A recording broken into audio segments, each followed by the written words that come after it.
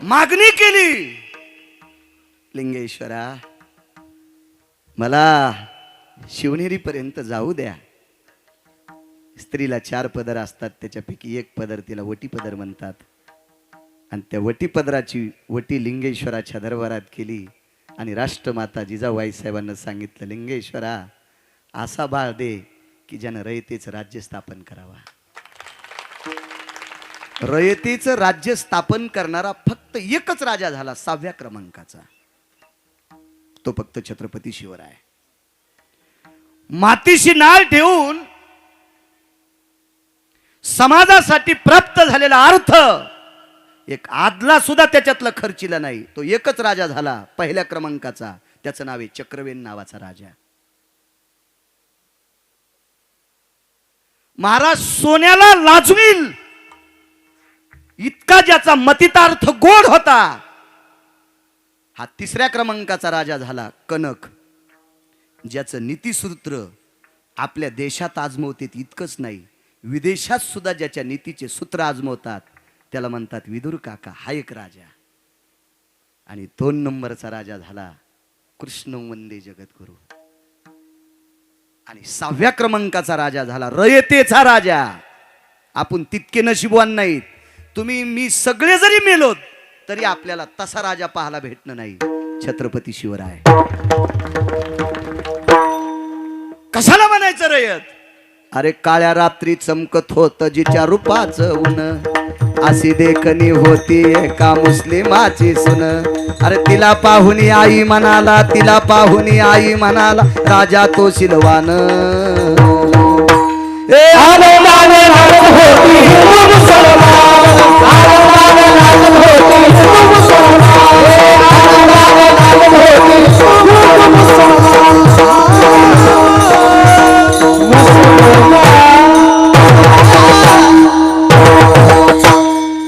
शुद्ध गाईचं वासरू येते.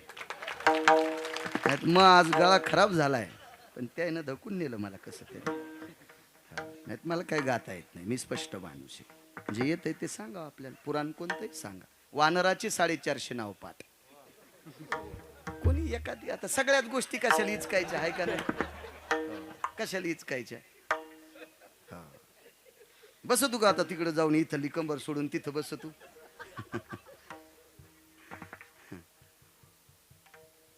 दया सांगतोय. चंद्रेश्वराच्या मंदिरात इथपर्यंत आलतो ना बुवा. आणि चंद्रेश्वराच्या मंदिरात भगवान शिवजीच्या कृपेने वेशेला साधू भेटला. आणि स्वामीजी त्या साधून मार्गदर्शन केलं. 2-3 मिनिटापुरतं अर्धक्षण घडता संताची संगती. महाराज चांगल्या साधूला घासायची गरजच नाही. नंदुबुवा घासायची गरज नाही. हा लय घंटा 2 घंटे साबणा लावायची गरज नाही. आलिंगन संताची दिव्य झाली माझी काया, मस्तक हे पायावरी त्यांच्या ठेविता. काही वेळापुरता साधू 2-3 मिनिटात उपदेश केला आणि साधू निघून गेले. काय उपदेश भरत बुवा? तितक्या उपदेशाच्या नंतर वेश्याव्यवसाय बंद. वेश्याव्यवसाय बंद. हे तुमचं गाव कधीच लिहिलंय मी. माझे 7030 गाव झालेत, पण मी सांगितले अजून लय लोकांनी तंबाखू पण नाही सोडल्या. बाईनं वेश्याव्यवसाय एक हौद लुटल्याच्या नंतर 4 वर्ष राज्य जगेल इतके पैसे, तरी वेश्याव्यवसाय सोडा. आम्ही चालू कीर्तनात घोंगड्या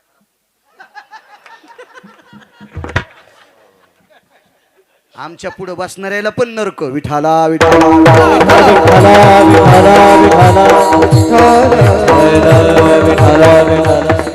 पश्चाताप व्हायला पाहिजे, अनुताप व्हायला पाहिजे. एवढा मोठा सप्ताह करता. माझं 3रं कीर्तन आहे तुमच्या इथलं. मी म्हटलं काकांना, एकदा मी फार दिवसापूर्वी एका सभा मंडपाच्या अनावरणासाठी आलतो. त्याच्यानंतर गेल्या वर्षी सिद्धेश्वर बुवा, या वर्षी आलो. एवढा मोठा सप्ताह करता. इतक्या सप्त्यात जरी एका बाईनं माळ नाही घातली तर तुमचे पैसे तुम्ही शेगडीव टाकून पेटून दिले असं समजा. एवढ्या सप्ताहामध्ये 5 जर पोरानं माळी नाही घातल्या तर तुमचे पैसे चोरानं खिसा हाणलाय असं समजा. तुम्ही बाजारात गेले पण हाणला गर्दीत तुमचा खिसा. आणि इथं बसलेल्याच कोण्या तरी व्यक्तीने एक तरी नियम अंमलात नाही आणला तर तुमचे पैसे फक्त 3 लोकांना श्रीमंत केलं समजा, 1 2 आणि 3. तुम्ही मोकळेच लांब लांब दाचा ते ऊसातले डुकर कोणाचा ऊस करंडायला तयार. विठाला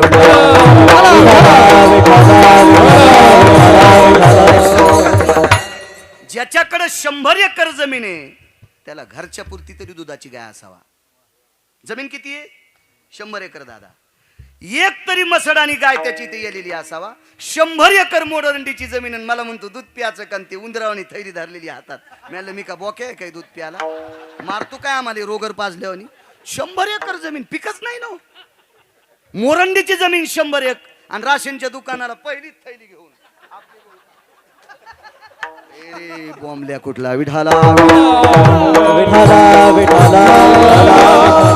100 एकर जमीन आहे चंडाळा तुला मोरंडीची. अरे 4 मोटरा टाकल्या विहिरीचं तळ सापडं ना. एवढं पाणी असताना तुला लागतील इतके गहू पेरीत नाही तर तुला पीक येत नाही. एवढा सप्ताह करून जर कोणाला गुण येत नसेल तर तुमचा सगळे पैसे चुलीत गेले समजायचं. विठाला विठाला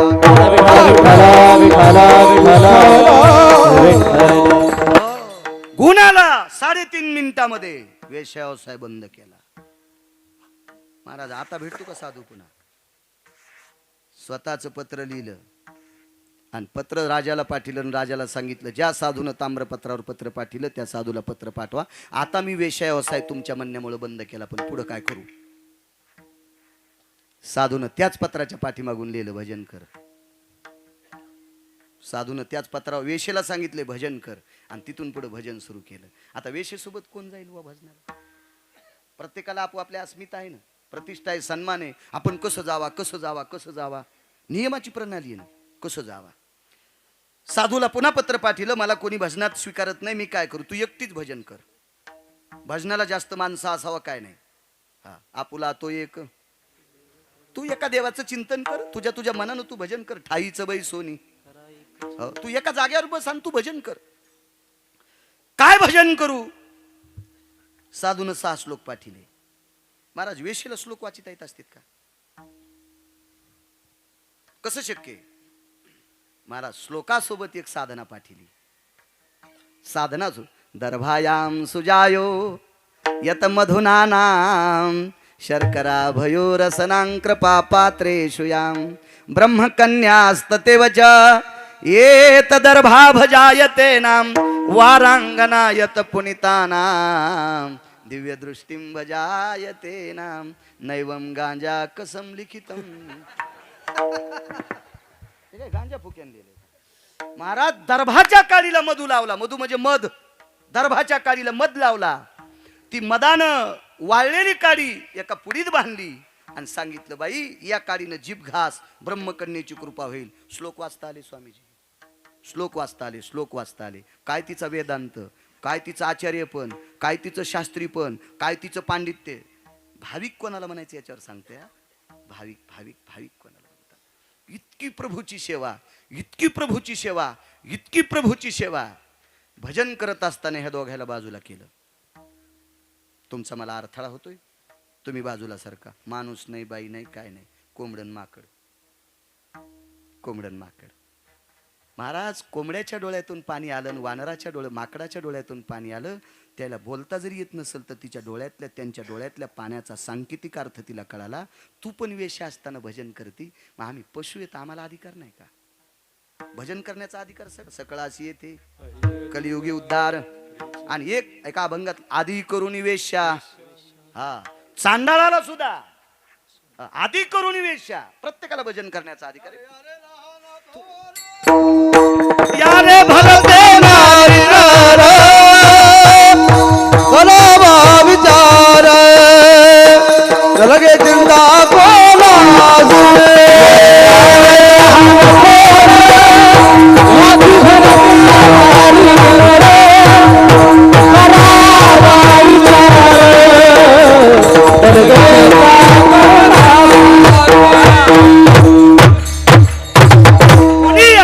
करा भजन, पण भजनाचे नियम सांभाळा, त्याची आचारसंहिता सांभाळा. तुम्हाला अधिकार आहे. महाराज त्यांच्या डोळ्यातल्या पाण्याचा सांकेतिक अर्थ कळाल्याबरोबर हिच्या डोळ्यातून पाणी आलं वानर आणि कोंबड्या एका कोपऱ्यात जाऊन रडत होते. माफ कर. नाही म्हणे. पुन्हा गुरुजींना पत्र पाठवलं. माझ्याकडे कोंबडा आणि माकडे. गुरुवर्य, धर्मनिरपेक्ष, वैकुंठवासी, नामनिष्ठ, प्रातस्मरणीय वक्ते बाबा कोंबड्याला निषेध म्हणायचे. निषेध म्हणायचे. मग पुराण वाचणारी व्यक्ती येते. हिनं साधूला पत्र पाठवलं. माझ्याकडे कोंबडे, पुराणात कोंबड जर निषेध असेल तर करावं काय? काय नियम लिहून दिले असतील देवजानी, तेवढं काय मी सांगणार नाही. मला टाइम 2 तासाचा आहे. बैल 2 आणि जमीन 300 एकर, इतकी पाळी होत नसती. इतकं कुठं कोंबडं सांगत बसू मी तिथं? तुम्ही पुन्हा म्हणताल याच्या इथं कुकुट पालन हे का काय? असं इचकिताल ना तुम्ही. पण जाऊ दे, मी पुराणातलं कोंबडं सांगतोय, हे बाहेरचं नाही. माकड आहे, अरे ते चंचल आहे. चंचलाचं प्रतीक देत असताना माकडाचं नाव देत असतात. बघा पुराणात कितीतरी श्लोक आले. चांगलं वाची जा, लक्षात येईल तुमच्या. आणि साधूनं सांगितलं, बाई त्यांचाही स्वीकार कर.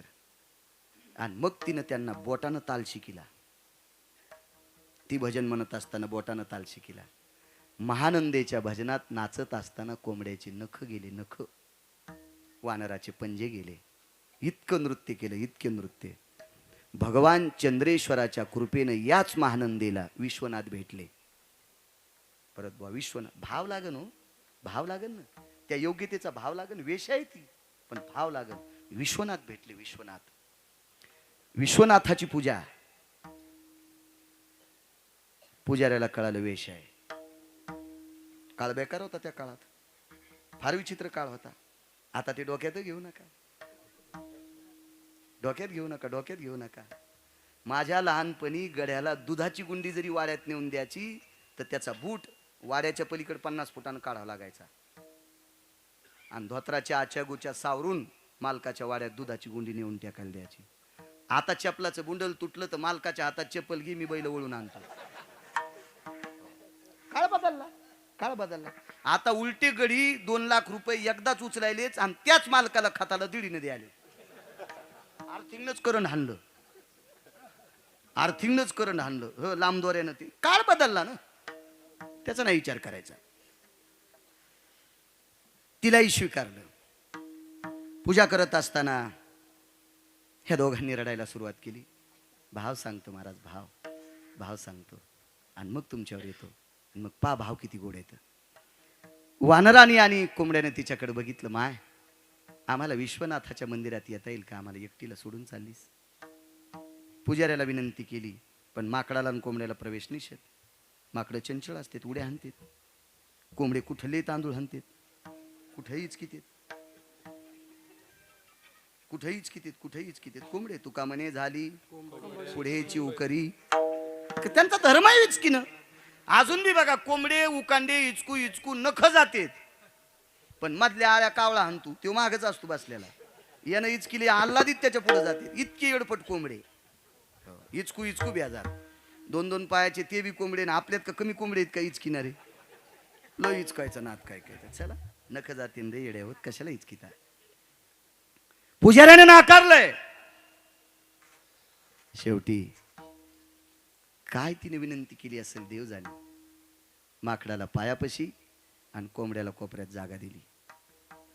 महाराज विश्वनाथाची आरती झाली. पूजा टपली. मंत्रपुष्पांजली. आणि मंत्रपुष्पांजली विश्वनाथाच्या पिंडीवर टाकत असताना पाशुपतारुडायां दंडमुंडातिभयो नाम आरुडो दिशंकायो पंचाननं भयदीप्ति वृष्णिरोरयजयानम् आरुडो गजचर्मायनम् यस्सर्वा पुनीतो न भयानां जाश्वनीलाभ जायते निशापतियां वृंगाश्रितानां विलेपनं भस्मभयोः क्रीडान्मशानवतः नमो नारायणाय. टाकल्या अक्षरा. मंत्रपुष्पांजली. वानर पायापाशीच उभं होतं. मंत्राक्षदेचा मान अंगावर, विश्वनाथाच्या वानराच्या डोक्यावर, वेशेच्या डोक्यावर. कोंबड वंचित राहिलं. पण महानंदेच्या अंगावर आदळलेली एक अक्षदा तांदळाचा कण त्याच्या पायाजवळ गेला. इतकं हुशार होतं कोंबडं, त्यानं टपकन तो तांदूळ खाल्ला. मला चांगला प्रसाद टाळायचाच नाही. चांगला, तुम्ही जशी तंबाखू टाळीत नाहीत का, तसा चांगला प्रसाद टाळी जाऊ नका. विनंती तुम्हाला, विनंती विनंती, टाळ जाऊ नका. तिच्याकरता विमान आलं बरं बुवा. विमानाचे पार्श्वत सामान्य नव्हते. इथं मात्र निर्बंध लागला. विमान एखाद्या देशाला नव्हतं चाललं. विमान कैलासाला जाणार होतं. आणि कैलास कोंबड्याला कशी परमिशन? हा, कसं शक्य आहे साहेब? नाही नाही नाही नाही नाही नाही. महाराज विमानात बसलेली खाली आली. भाविक सांगतोय, भाविक, इमानदारीनं तुम्हाला गिरगावच्या बाळूची शपथ आहे, एकूण एकाची शपथ आहे. जर तुम्हाला वैकुंठात विमान न्यायला आलं, जर आलंच, येणार तर नाही, आम्हाला नाही तर तुम्हाला कुठून, जर आलंच तर तुम्हाला एकूण एकाची शपथ आहे, कोणाकोणाला बाजूला बसू देता. अरे मला आले, तू कशाला रेटायला, उतर खाली. ऐका बाईचा भाव, ऐका बाईचा भाव, ऐका बाईचा भाव. महाराज मोठ्या मालकानं 6 श्लोक खर्च केले तिच्यासाठी. तिनं विमानाच्या त्या पार्षदाला सांगितलं, दादा या दोघांना जर मध्ये घेतलं तरच मी येऊ शकते. मला विश्वातल्या कोण्याही व्यक्तीने भजनासाठी मदत केली नाही. पण मी भजन म्हणत असताना रात्र रात्र रात्र रात्र याचे नख तुटायचे, रक्त गळायचं, या वानराचे पाये घासायचे, त्याच्यातून रक्त यायचं. इतकं मला भजनात प्रेम केले. अरे मी भजन केले म्हणून वेशेला विमान आहे? अरे पशु आहेत, निष्पाप आहे, यांना का नकोय? याचे 2 सिद्धांत घ्या महाराज. भजनानं वानर विमानात बसलं, भजन ऐकल्यानं, भजनात नाचल्यामुळं वानर विमानात बसलं, आणि भजनात नाचल्यामुळं कोंबडं विमानात बसलं. भजनाचा पुरुषार्थ तिनं दाखवला. इतकं तू का म्हणे येथे भजन प्रमाण, काय थोरपणा जाळावे ते, एवढा मोठा भजनाचा पुरुषार्थ. आणि भरत बुवा दुसरा पुरुषार्थ तिनं जर मनात आणलं असतं तर राजा सुद्धाही मनात नेऊ शकत होती. तिनं मनात आणलं असतं तर शत्रुघ्न प्यादा सुद्धा विमानात नेऊ शकत होती. हा, गुमास्ता सुद्धा विमानात नेऊ शकत होती. महामंत्री सुद्धा विमानात नेऊ शकत असती. राजाची पत्नी सुद्धा विमानात नेऊ शकत होती. नाही, पण ती इतकी गोड होती. मला प्रभूचं भजन करत असताना ज्यांनी मदत केली, इतका भाव तिचा प्राणी मात्रावर होता. आणि महाराज सगळ्यावर इतक्या आवडीचा भाव ओतणारी लोकच त्याला आवडतात. म्हणून मालक पहिल्या कव्यात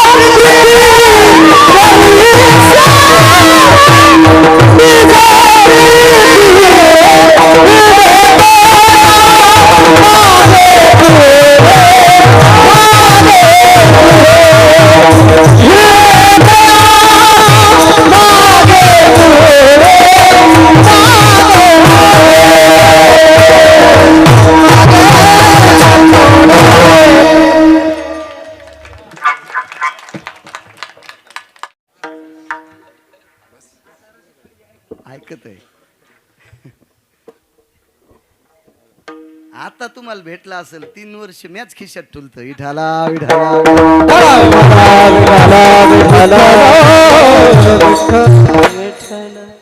कोणाला भाविक म्हणायचं? महाराज आपल्या संप्रदायाचा प्रचार करतो तो भाविक असतो. संप्रदायाचा प्रचार करतो तो भाविक असतो. महाराज भजनाचा प्रचाराचा किती मोठा पुरुषार्थ होता. एका वेशीनं आपल्याला दाखवा म्हणून विश्वाच्या मालकाला ती आवडीन तिच्याकरता विमान पाठवलं. ऐका बरं बापू, 3 विद्यार्थी सरपण आणण्याकरता गेले. तुम्ही संस्थेवर आहात ना राजे हो. बघा विद्यार्थी दशा काय असते. ऐका, 3 विद्यार्थी संध्याकाळच्या आणि दुसऱ्या दिवशी दुपारच्या आणि दुसऱ्या दिवशीच्या संध्याकाळच्या 3 टायमाचा महाराज स्वयंपाक करण्यासाठी सरपण आणण्याकरता 3 विद्यार्थी गेले. त्याच्यातला एक विद्यार्थी आहे, तुम्हाला आणि मला किती दिवस जिवंत ठेवायचं आणि कोण्या दिवशी मळ्यात नेऊन फुकायचंय हे ज्याच्या हातात येतो. एक विद्यार्थी कृष्ण वंदे जगद्गुरु, एक विद्यार्थी. दुसरा विद्यार्थी आहे द्वापार युगातला 1 नंबरचा वारकरी. त्याचं नाव आहे सुदामदेव. आणि तिसरा विद्यार्थी आहे चंद्रसेन.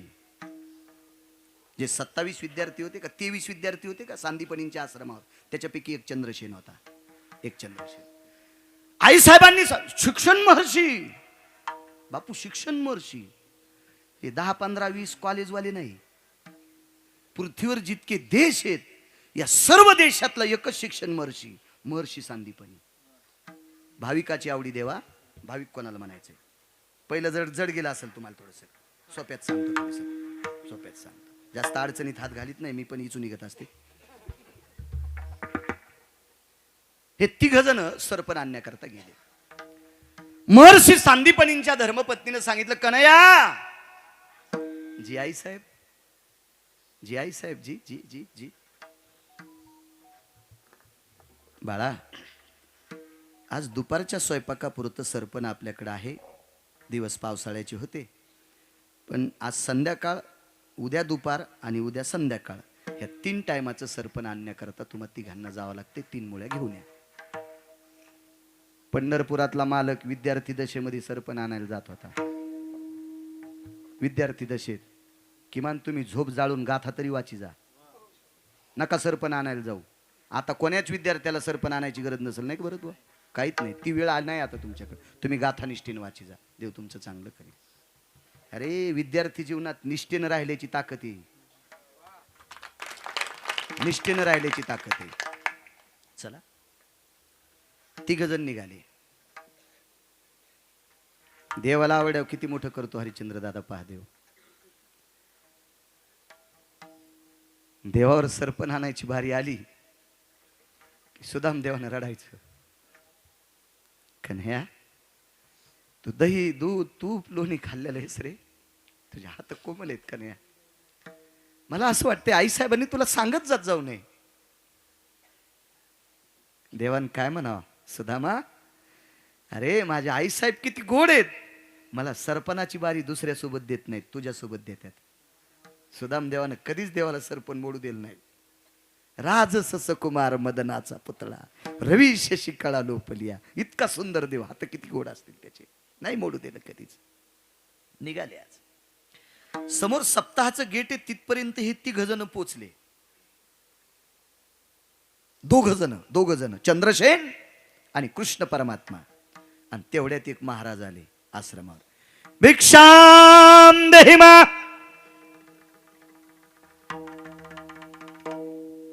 भात शिजत घातलेला होता आणि त्या महाराजांना कांती भिक्षा आवडत नव्हती. भिक्षेचे प्रकार 9, त्याच्यातल्या 2 भिक्षा सांगतो, एक कोरडी आणि कांती. कांती भिक्षेला वारकरी संप्रदायात श्री गुरु समर्थ सद्गुरु जोग महाराजांच्या परंपरेमध्ये कांती भिक्षेला मधुकरी हे नाव प्राप्त झालं. मधुकरी, कांती भिक्षा म्हणजे शिजलेली पदार्थ. तोडकर महाराज, शिजलेली पदार्थ कांती भिक्षा. यती योगी जपी तपी सिद्ध अनुरागी या लोकांना भरतबॉ कोरडा शिदा असतो. जलास्पर्शा भय व्याप्ती याम. जठरानुरो तृप्तावसहा नैव पारणी ज्या येते. पारणी म्हणजे हात. ज्या वस्तूला पाणी लागले ती वस्तू यती योगी जपी तपी सिद्ध अनुरागी स्वीकारित नसतात. अशी भिक्षा. आता येणारा महात्मा कांती भिक्षा घेणारा नव्हता आणि कोरडे वस्तूच नव्हती ना, द्यायचं काय. महाराज शिक्षण महर्षाची पत्नी होती, जिच्याकडे पंढरपुरातला मालक शिकायला होता. ती सामान्य बाई असेल का. विटेवरचा मालक तिच्या हातानं 2 टायमाच्या भाकरी खात होता. ती सामान्य काय अधिकार असेल त्या माऊलीचा. भाविकाची आवडी सांगतोय. आणि मग गुरुवर्य, आपल्याला देण्यासाठी माझ्याकडे काही नाही, माफ करा जी. महाराज इतका रागीट महाराज, सतीश बुवा 5 रागीट महाराजापैकी एक. त्या महाराजाचं नाव दुर्वास. हे तुमच्या मायासारखी फिनफिनी रागीट नाही. मग पत्रिका नावच पदवी कस काय चुकली, मग ती टाकलीच काऊन नाही. अरे काय सुंबळ्यान, काय त्या पदव्यान, काय येडपटपणा. तो काय दिमाग दाखवायचा इथे दाखणं माईकवर का पत्रिकेवच काय. अरे ह्या पदव्या टेबला खालून खुर्ची दिल्यावर कोणाला भेटत येता. त्या टेबला खालून सुटकेस खुर्चीत म्हणलं मी, कोणाला भेटत येत. यडगळायला भेटायला त्या पदव्या. विठाला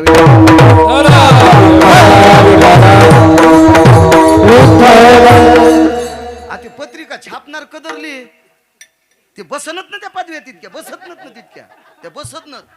हो मग अशी एक जणाचा फोन आला, त्यानं 14 पदव्या सांगितल्या. माझ्या कानातली किडी मेली. आणि काम आणि काय तारीख घ्यायची, मग इतक्या पदव्या काय सांगायला. का माझ्या घरी पोरगी द्यायची का मही त्याला करायची, काय गरजच नाही इतक्या कुठं नाही. तारीख घ्यायची. पण ते आहे का नाही, तुम्ही होते ना ऐकायला बाबा. काय लोक सांगतील बाबा बाबा बाबा, हे फुकट कळण शेंडी वळवळ, हे नाद असतील लोकांना. चला 5 रागीट महात्मे, शीघ्र कोपी म्हणायचं पुराणाच्या भाषेत. दुर्वास महाराज, दुर्वासानं पापण्या खाली केल्या आणि सांदीपनींच्या पत्नीनं नमस्कार केला. अधिकारी मायवली होती ती. हा देवाला भाकरी घालीत होती. साधी होती का महाराज ती, देवाला भाकरी घालायची.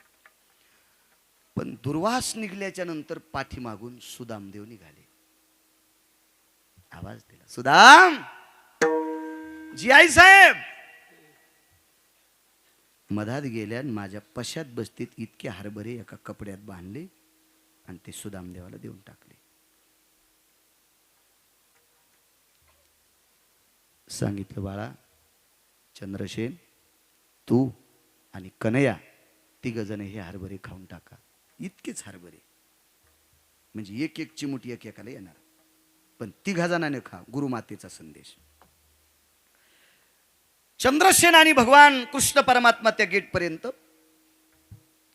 हे अजयच्या स्टँडच्या पलीकडं सुदामदेव आणि त्यांच्या थोडसे पुढे दुर्वास होते. आणि सुदामदेवानं दुर्वासाला ओलांडलं नव्हतं, ओलांडायला पाहिजे. हे घरानं होतच नव्हतं.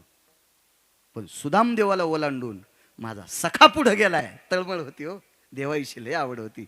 माझा सखा पुढे गेलाय म्हणून पावलं उचलले स्वामीजी आणि कमरेला खोसलेलं गथुडं दुर्वासानं पाहिलं.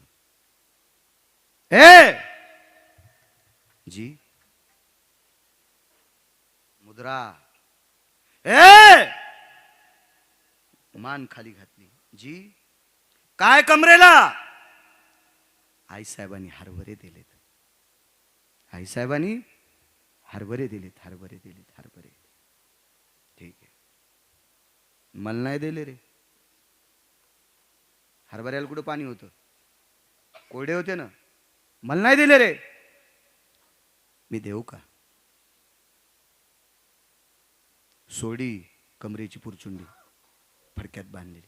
मी देऊ का तुम्हाला. अरे दुसऱ्याचं खाणारा मी नाही. काय वाक्य असतात महाराजा लोकांचे. तुम्हा 3घांना दिले ना शत्रुघ्न, हे मला नाही खायचं. पण लक्षात ठेवा बेट्यांनो, मला टाळून तुम्हाला दिलंय. पुढे सांगतो काय झालं तर. एकट्यानं ऐकलं तो दुर्वासाचं वाक्य. एकट्यानं ऐकलं दादा, एकट्यानं ऐकलं. एका झाडावर चढले, त्या झाडाची एक फांदी वाळलेली होती आणि वाळलेली फांदी कडा कडा कडा कडा कडा मोडून खाली एकट्या सुदामदेवानं टाकली. चंद्रसेनाचा जरा अशक्तपणा होता, मी नाही सांगत. हा डोंगरोजी महाराज सांगायचे. चंद्रसेन भागवतातलं नाविन्यपूर्ण रत्न, धारुरकर शास्त्री, चक्रांकित महाराज श्री गुरु रामचंद्रजी डोंगरोजी महाराज सांगायचे, चंद्रसेन तब्येतीने वीक होता. चंद्रसेनाचे आई वडील वारले होते, अनाथ लेकरू होतं, आणि दुर्वास जात असताना झाडाच्या बुंथ्यापाशी रडत बसलं होतं. काय, आई बाबा गेलेत, चल माझ्या आश्रमावर. वीक झालेलं शरीर होतं. पण सुदामदेवानं लक्षात घेतलं, एका साधूचा मुलगा आहे, आई वडील मृत्यू पावलेत, म्हणून तूही सरपण नको मोडी जाऊ. जगाचा बाप कोमल आहे, जगातलं कोणतंही फुलाची पाकळी पंढरपुरातल्या मालकाच्या गालाला लावा, पाकळी लाजून खाली पडन, इतका सुंदर येतो. राजस सुकुमार मदनाचा पुतळा, किंवा रूप सावळे सकुमार, कानी कुंडल मकराकार. पंढरपुरीचा नीळा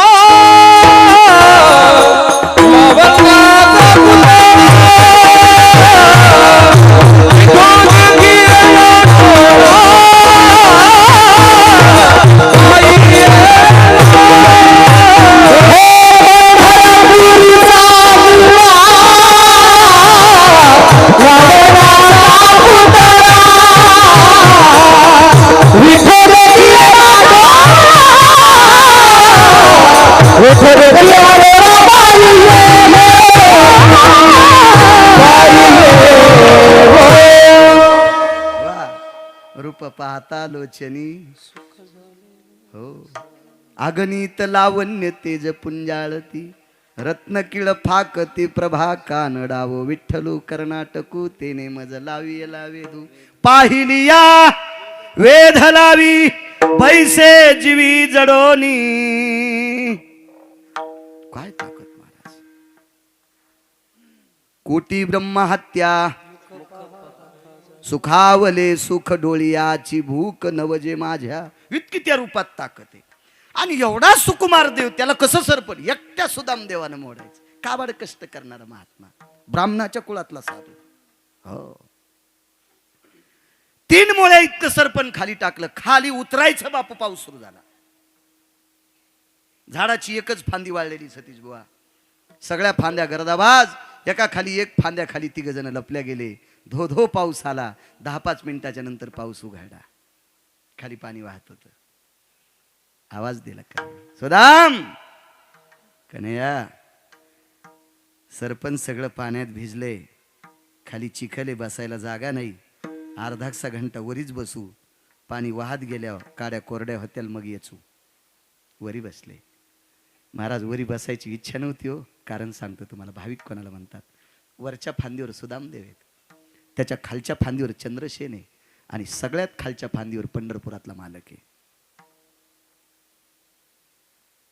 आणि सुदामदेवानं गुरुमातेनं दिलेल्या हरभऱ्याची पुरचुंडी कमरेची काढून हातात घेतली, कमरेची काढून हातात घेतली.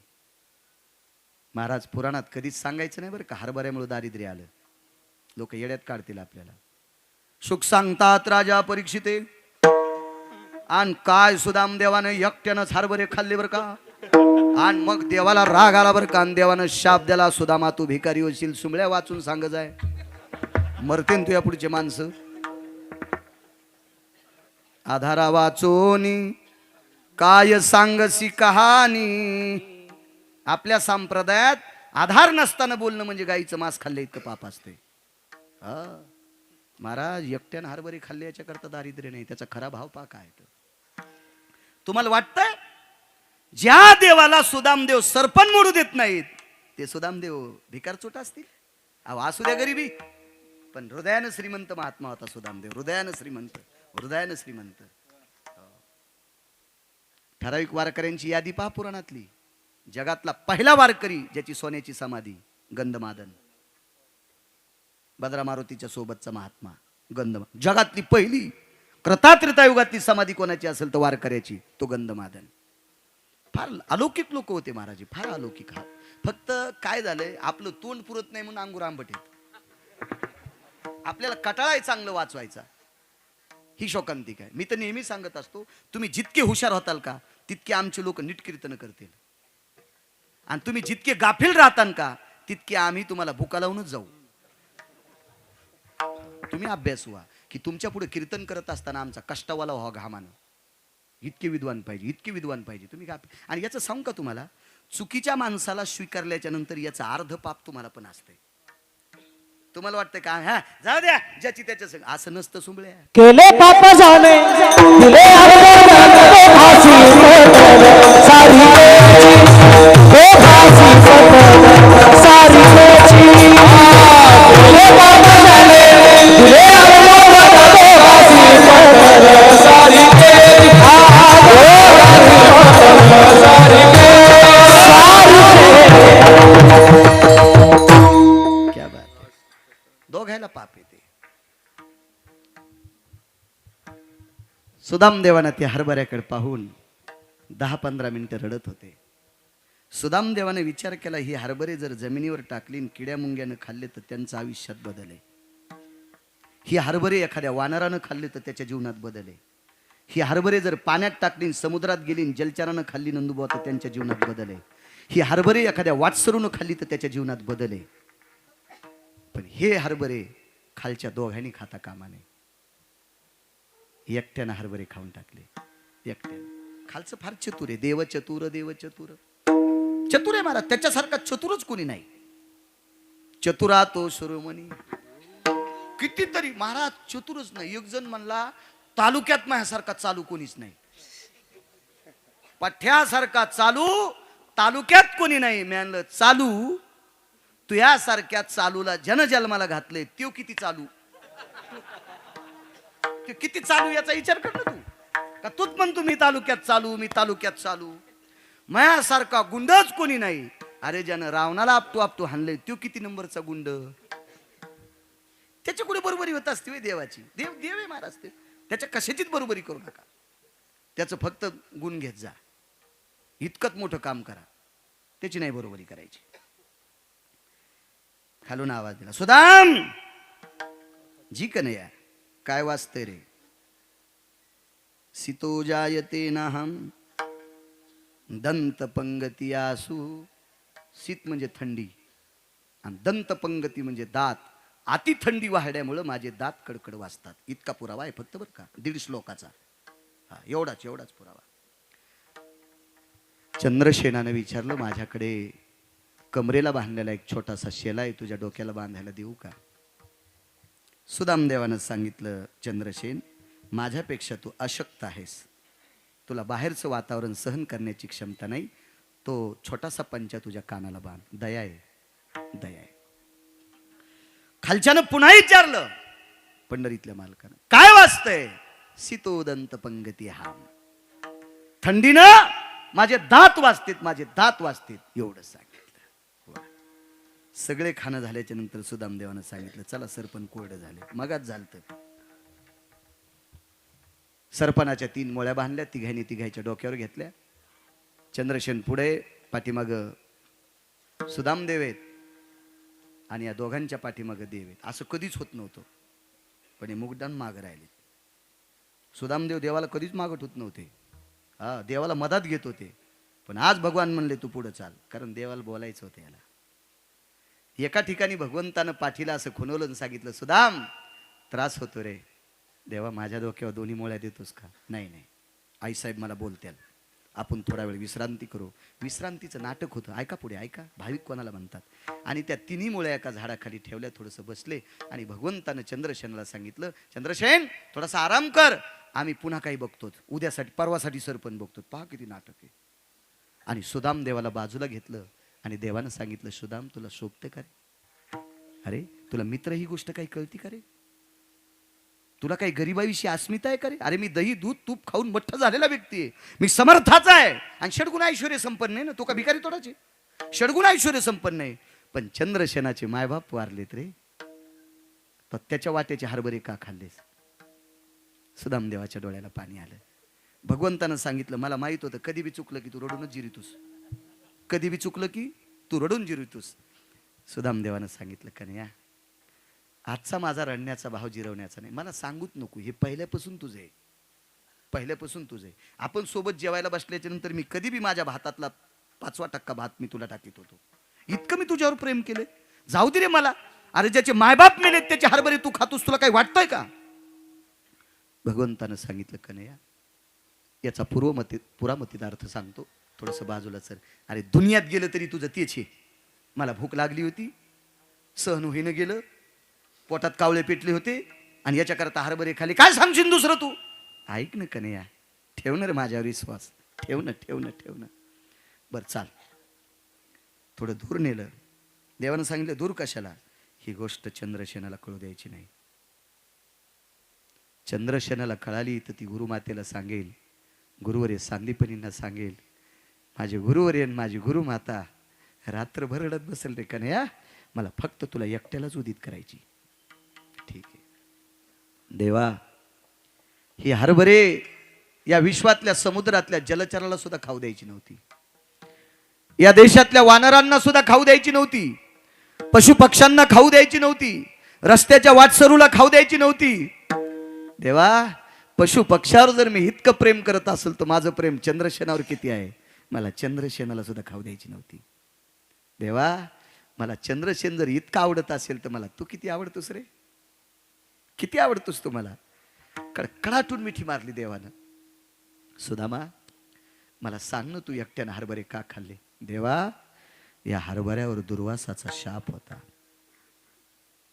या हरभऱ्यावर दुर्वासाचा शाप होता. दुर्वासानं सांगितलं, बेटांनो मला दिले नाही, तुम्हाला दिलेत, तुमचे घेणार नाही, पण जो कोणी हरभरे खाईल त्याच्या दारिद्र्याला सीमा राहणार नाही. तो भिकारी होईल, तो दरिद्री होईल. देवानं सांगितलं, सुदामा मग आपण तिघांना जर वाटून खाल्ले असते तर? ऐक न कन्हैया, अरे ज्याचे मायबाप भाकरी करता करता मेलेत रे, भाकर करून मेलेत. आज कुठेतरी आपल्या गुरुवर्यांची कृपा झाली म्हणून 2 टायमाला एक झाकणीभर भात त्याला खायला भेटतो रे. इतका गरीब माझा चंद्रसेन आहे. त्यानं जर हरभरे खाल्ले असते तर तो जन्मभर भिकारी झाला असता. आणि ऐक ना रे देवा, ऐक ना कन्हैया, माझं तुझ्यावर फार प्रेम आहे रे, तू भिकारी होता कामा नये. देवानं सांगितलं, सुदामा तू ऐक ना देवा, अरे दुर्वासानं सांगितलं या जन्मात तो भिकारी होईल. ते जर म्हणले असते ना जन्मोजन्मी भिकारी होईल, तरी पण मी हरभरे खाल्ले असते, पण तुला खाऊ दिले नसते रे कन्हैया, तुला खाऊ दिले नसते. महाराज, पंढरपुरातल्या मालकाच्या लक्षात आलं, मला षडगुण ऐश्वर्य माझे टिकून ठेवायचं काम माझ्या सुदामानं केलं. सुदामानं केले. याची परतफेड करण्यासाठी गाव तर सोन्याचं दिलं इतकंच नाही, तर जगात सोन्याची गावं असणारे बऱ्याच लोकायला होते, पण सोन्याचा मसनवाटा असलेला हरिश्चंद्र दादा एकच व्यक्ती होता, ते फक्त सुदामदेव होता. सोन्याचा मसनवाटा दिला. महाराज, श्रुतीनं देवाला प्रश्न केला, असं का देवा, इतके वेळे का झालात तुम्ही? मसनवाट्या सगळं सोन्याचं का दिलं? भगवंताला श्रुतीला बोलत असताना शब्द अपुरे पडले आणि डोळ्यातून जितकं पाणी वाहत होतं तितकं वेगात पाणी वाहत होतं आणि थरथर जगाचा बाप कापत होता. दोन्ही हात हृदयावर ठेवले. श्रुती, मी सुदाम देवाला सोन्याचं गावन सोन्याचा मसनवाटा दिला, हे चुलीत घाल. मी सुदाम देवाला सोन्याचं गावन सोन्याचा मसनवाटा दिला, हे चुलीत घाल. हे देण्यासाठी मला श्रीमंत कोणी केलं असेल तर ते माझ्या सुदामानं केलंय. दुर्वासानं दिलेली हरभरे त्यानं न खाता आमच्या दोघांपैकी कोण्या एकाला जर दिले असते तर आम्ही दोघंही भिकारी झालो असतो. महाराज, दारिद्र्य स्वतः स्वीकारलं, पण देव दरिद्री होऊ नये इतका भाव ज्याच्या अंतकरणात आहे, म्हणून गाव सोन्याचं दिलंय आणि ही लोक त्याला आवडतात. पहिल्याकडे भाविकाची आवडी देवा, भाविकाची आवडी देवा,